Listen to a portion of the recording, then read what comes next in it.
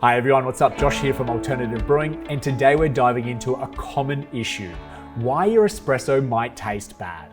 Unfortunately, there's no real one-size-fits-all answer here, and there are many variables at play when it comes to brewing the perfect espresso. And it usually is a combination of factors that need adjustment. So in this video, I'll walk you through troubleshooting your espresso's flavor issues. And if you've got an espresso machine at home, I do recommend making changes one step at a time. And then this way you'll clearly see how each adjustment impacts your brew. And if this video does end up helping you out, go ahead and smash that like button and subscribe to the channel if you haven't already. All right, let's get into it. First things first, let's address some of the broad questions to pinpoint the issue. How long have you been making espresso at home?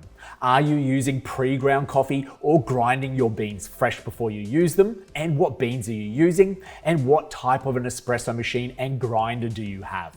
Then establishing these details will help us avoid repeating information. Now, if you are new to espresso brewing, I highly recommend checking out the other videos that I've done linked up above here and down below in the description, as they do cover off essential topics like espresso brew ratios, espresso grind settings, and tamping techniques. And if you're more experienced, it is important to identify the specific taste issue that you're facing. Whether it's bitterness, sourness, weak or burnt flavors, these are the main culprits we'll tackle in this video today.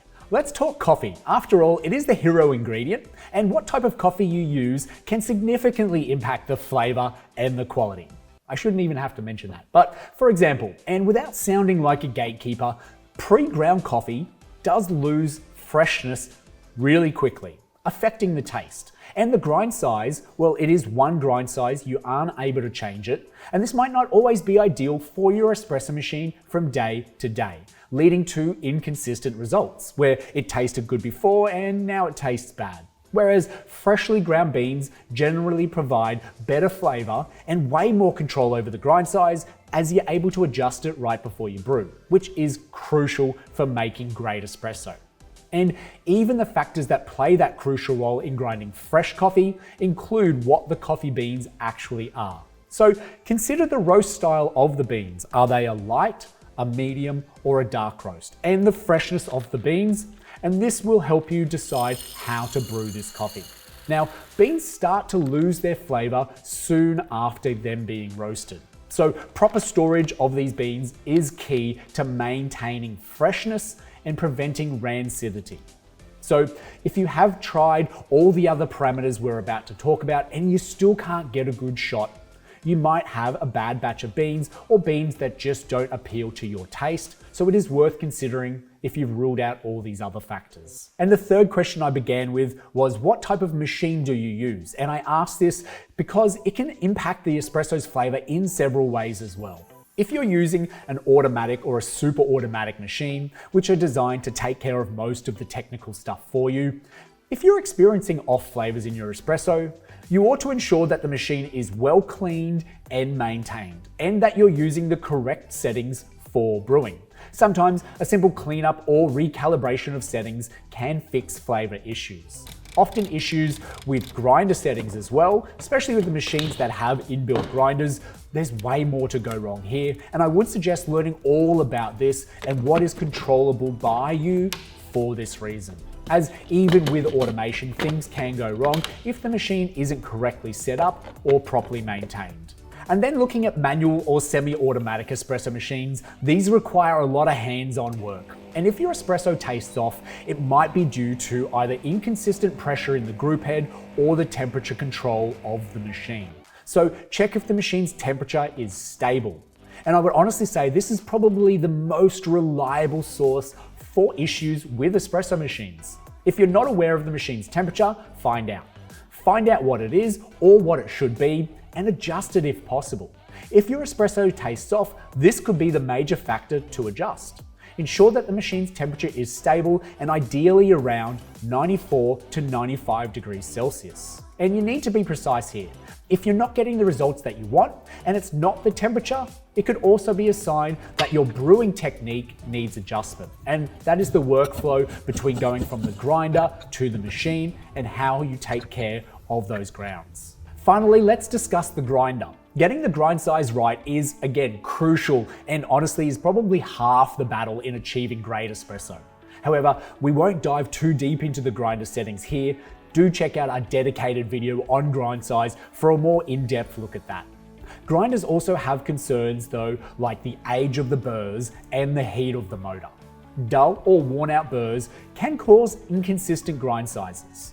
And if you do find yourself constantly adjusting on a finer grind setting on an old grinder, say 5 to 10 years old, then it might be time to be purchasing brand new burrs. Also, if your grinder has been used extensively in a short period of time, the heat from the motor and the burrs can affect the flavor of your coffee as well. So allowing the grinder to cool down between uses can help.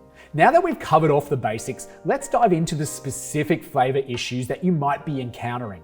Whether it's bitterness, sourness, a watery texture, or burnt flavors, each of these can be caused by different factors that lead back to the coffee either being over or under extracted. So let's break these down now. If your espresso tastes bitter, which I would say is the most common culprit of all, this is over extraction. And this happens when either the coffee is ground too fine or the extraction time is too long. So the longer the water stays in contact with the coffee grounds, the more bitter compounds are ending up in your espresso. So here I recommend try adjusting your grind size to be slightly coarser and or reduce the brewing time overall, and this may mitigate the bitterness that you're finding in your cup. Also, old coffee beans. Beans that are past their prime do taste bitter and will extract faster. So check the roast date on the bag, anything over 30 to 40 days, and you might have concerns. However, if you want to navigate old beans, try grinding a touch coarser whilst adding more ground coffee to the basket, and this may alleviate things there. Also, higher temperatures. If your machine's temperature is too high, it can lead to bitterness as well, as a higher temperature extracts beans faster than normal. So ensure your espresso machine is set to around 94 to 95 degrees Celsius, but if that doesn't fix the problem, you can also bring it down a little further, around the 91 to 93, and see how that works. Now, sour espresso. A sour taste in your espresso often points to under extraction. This occurs when the grind size is set too coarse, or the extraction time is too short, and the coffee hasn't been given enough time to release its full range of flavors during brewing. So try a finer grind and or a longer extraction time to balance this sourness out. Or the beans are too fresh. Now, whilst freshness is important, beans that are too fresh can sometimes produce sour notes. Allowing them to rest for at least 5 days after roasting will help. And also low temperatures.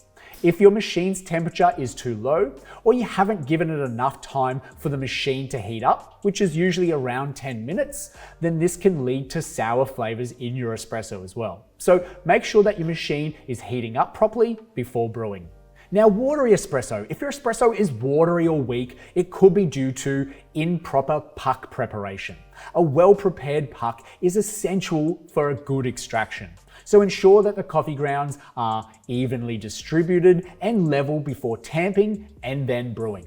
And avoid any gaps or uneven areas in the puck, as these can cause water to flow through too quickly and lead to a watery espresso. And if your grind size is too coarse, then water will just flow through way too quickly, resulting in that weak, watery shot. You want to adjust your grinder to achieve a fine, more consistent grind and a much slower pour rate. A quick pour rate will also lead to a watery espresso, so you want to increase the extraction time so it takes a little bit longer whilst keeping an eye on the volume of the brew. We're always going to be still aiming for around 30 to a 60 ml or gram espresso shot maximum. Now, finally, burnt flavors. These are often caused by over extraction. So just like in bitterness, over extraction can also result in a burnt taste. I would say adjust your grind size to be slightly coarser and then also shorten the extraction time a little bit. And also, if your machine is too hot, this can scorch the coffee. Check and adjust the temperature to that recommended setting of 94 to 95 degrees Celsius and see how that works. Also, stale beans can as well develop those burnt flavors during extraction, so ensure that you're using fresh beans and check their roast date. And then by identifying and adjusting these factors, you can tackle specific flavor issues in your espresso and get back to enjoying a perfectly balanced cup in no time. But wait, let's not forget about the water that you're using. After all, it is about 90% of the espresso in your cup, and the quality of the water can significantly impact the flavor of the coffee, and we often forget about this. Ideally, use filtered water to avoid any impurities or minerals that can alter the taste of your coffee, and also wreak havoc on your espresso machine. We're aiming for a water that's clean and has a balanced mineral content for the best results. And just using tap water is not good enough. You want to have it filtered, which sounds bizarre as it is quite easily the most accessible part of the ingredient, but it's the one that's easiest to get wrong. Otherwise, additionally, there are specialized coffee water that you can purchase that either come in powdered or liquid form to add to your water to help with this. And this might help as well. But thank you so much for watching to the end of this video. If this breakdown helps you get back to tasting espresso that's on track, don't forget to give us a thumbs up and a subscribe. Thank you so much for watching to the end of this video. Drop your espresso questions and experiences in the comment section down below. I'd love to help. Thanks again, and we'll see you in the next video.